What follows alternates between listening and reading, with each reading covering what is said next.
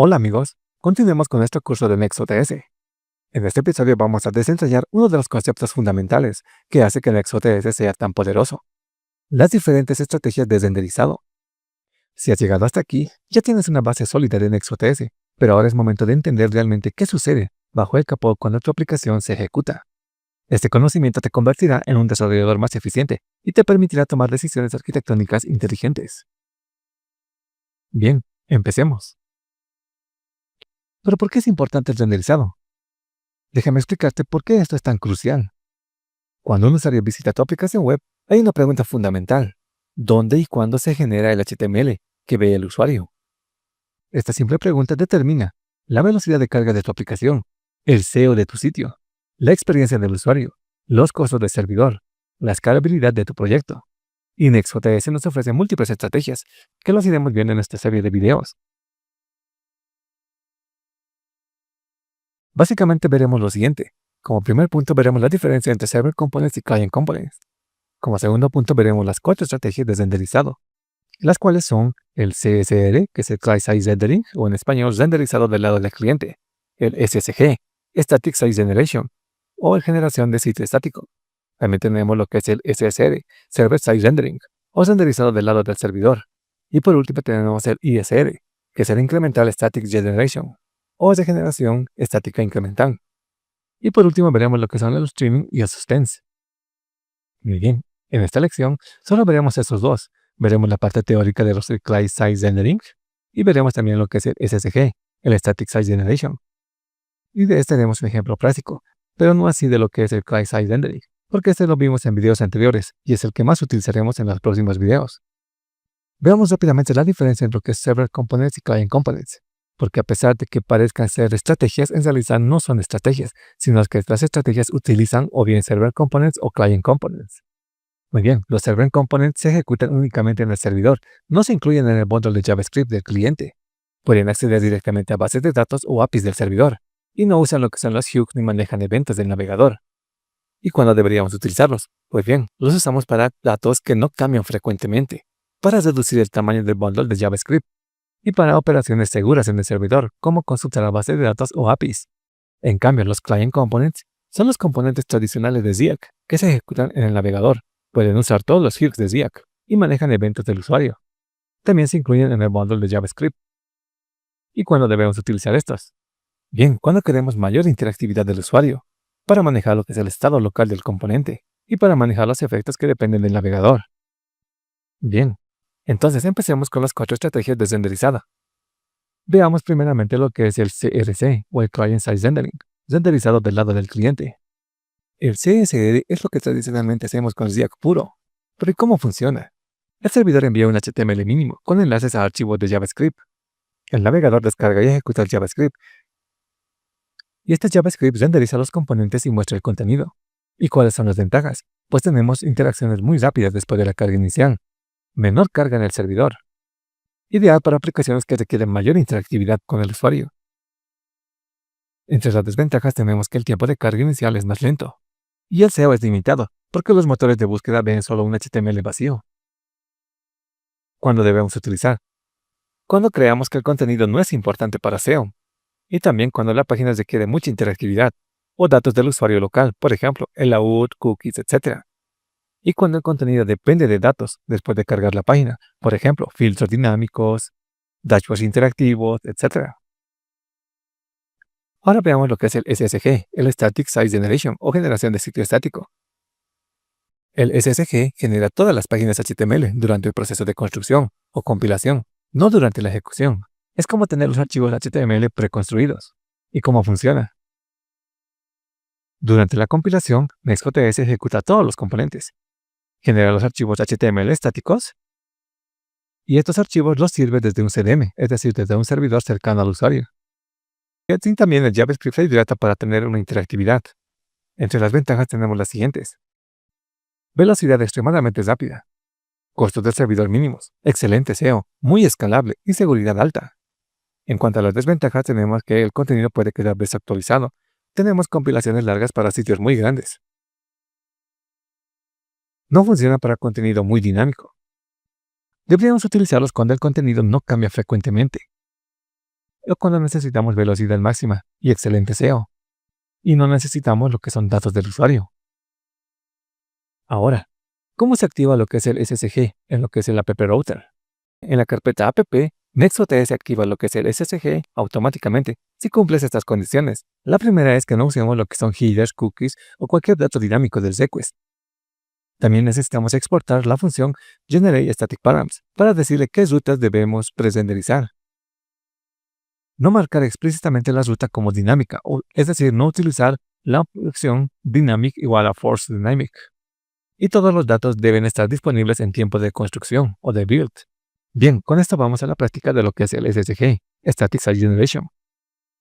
En Visual Studio Code, rápidamente nos crearemos un nuevo proyecto. Utilizaremos el comando npx create-next-app@labels y le llamaremos app lección 08. Muy bien, ya tenemos acá nuestro proyecto, accederemos a la carpeta, limpiamos la consola y lo que haremos será inicialmente preparar nuestro proyecto. Iremos a la página principal y eliminaremos todo su contenido.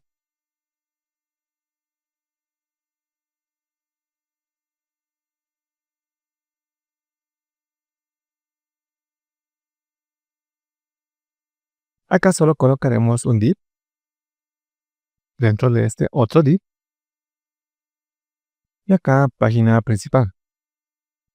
Ok, podemos quitar esto de acá, le damos guardar, cerramos esto y lo que haremos será modificar el layout de la siguiente forma. En el layout lo que haremos será agregar un header y una base de navegación dentro del body, de esta forma. Ok, acá el link no está reconocido, por lo cual importaré link from next. Ok, acá tenemos nuestra base de navegación y solo tendremos por ahora el enlace a inicio. Le puedo dar guardar. Muy bien, lo que haremos será implementar la estrategia de generación de sitio estático, o conocida como SSG, que se utiliza generalmente en blogs, por lo cual nos crearemos una carpeta dentro de app a la cual llamaremos blog. Y dentro de este lo que haremos será crearnos una carpeta dinámica con slug y entre corchetes. Y dentro de esta carpeta nos crearemos nuestro archivo place.tsx. Ok. En acá lo que haremos será crearnos la estructura de los posts. Para eso, inicialmente tenemos que indicar que este es un servidor de componente o un server component y que usará lo que es el SSG. Nos definiremos una interfase para los posts que tendrá un ID, un título, un contenido, un autor, una fecha de publicación y el slug, que será básicamente la URL para poder acceder a este post. En esta parte simularemos el acceso a la base de datos. De esta forma, tendremos acá una constante de post que tendrá solamente 2 ítems. Puedo ir contrayendo esto. Ahora me crearé lo que es la página de la siguiente forma. Utilizaré lo que es export default. Le pondré acá function y de nombre será blog post page. Como este componente recibirá lo que es un parámetro que es la URL o el nombre del post, necesitamos definir acá ese parámetro y lo haremos de esta forma. Entre llaves le pondremos acá params. Este tendrá que ser del siguiente tipo. Le pondremos de esta forma. Le pondremos acá igual params, 2 puntos y acá será de tipo promise. Y en acá lo que se recibe será un slug. 2 puntos de tipo string. Ahora, ¿por qué lo hago de esta forma? Porque utilizo promise. Porque recuerden que los parámetros que se envían a las 3 páginas son de tipo asíncronos, por lo cual tenemos que esperar a que se resuelvan antes de poder utilizar las propiedades. Entonces, me tengo que definir necesariamente una constante a la cual llamaré resolver params, que será igual a lo que es nuestro await params, para indicarle que primero se espere a que se complete esto o se resuelva y recién poder utilizar las propiedades.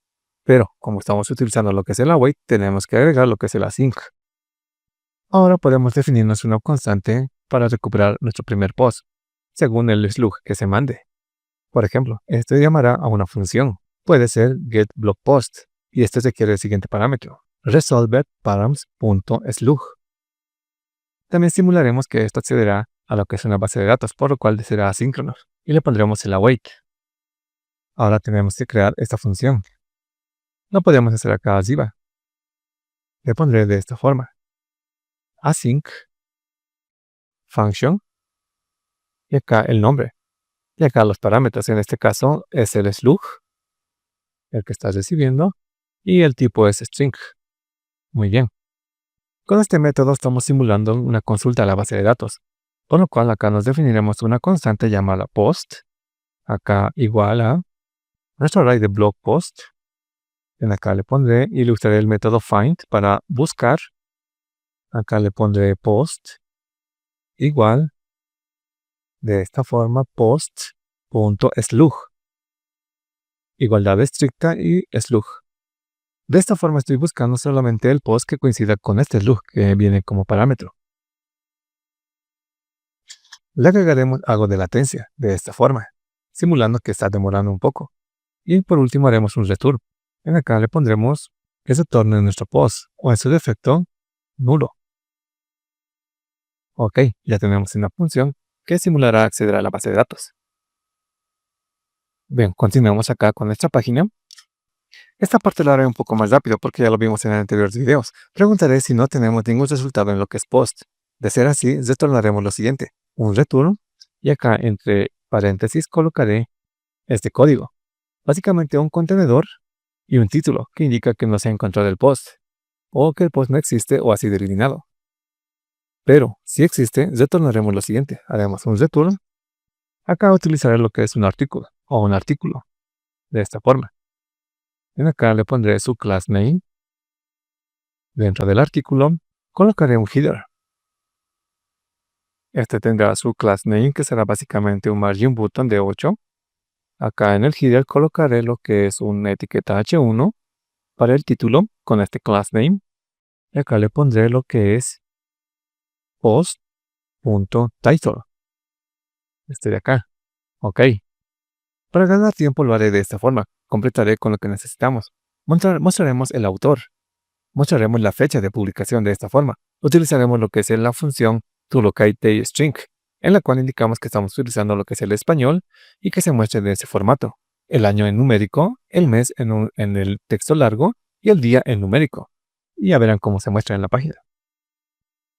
Debajo del header tengo que mostrar lo que es el contenido. Para eso colocaré un div y en acá su class name. Y dentro del div colocaré una etiqueta p con este class name. Y en acá colocaré lo que es el contenido. Para eso utilizo post.content. Ok. Y por último, una pequeña nota que indica que el componente se ha renderizado en el servidor.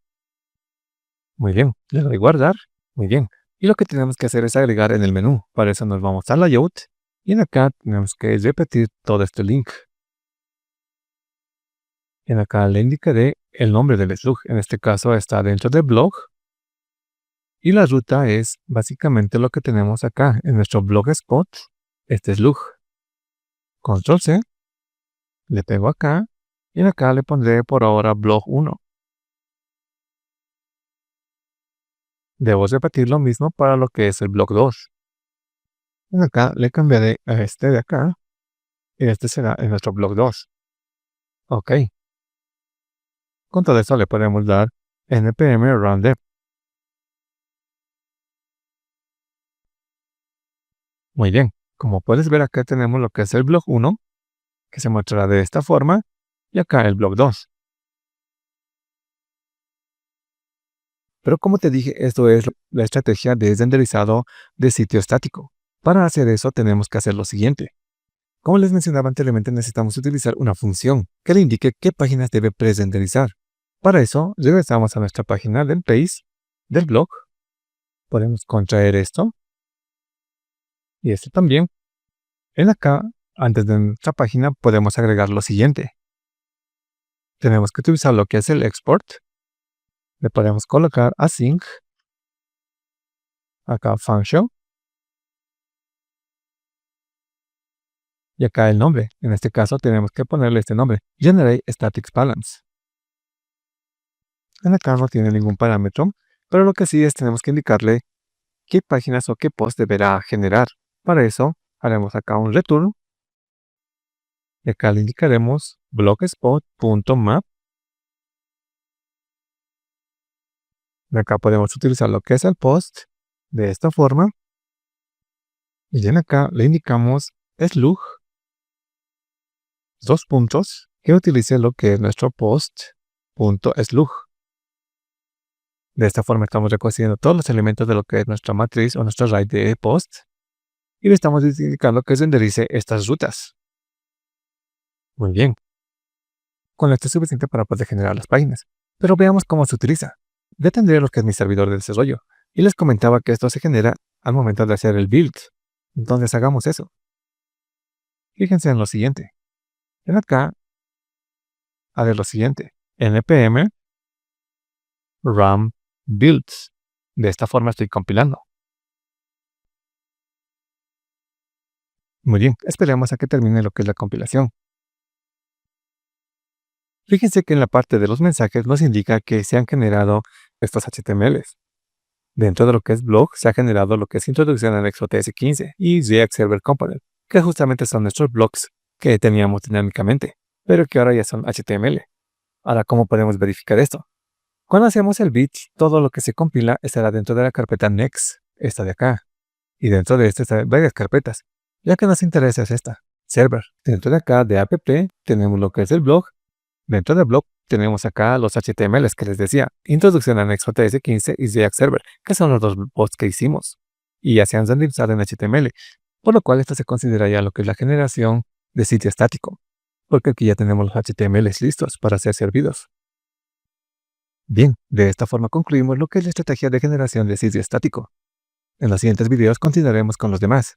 Pero eso es todo por hoy. Espero que haya sido de tu interés y te sirva. Si es así, por favor, apóyame con un like y si quieres más contenido como este, por favor, suscríbete y no olvides activar la campanita. Gracias. Hasta la próxima.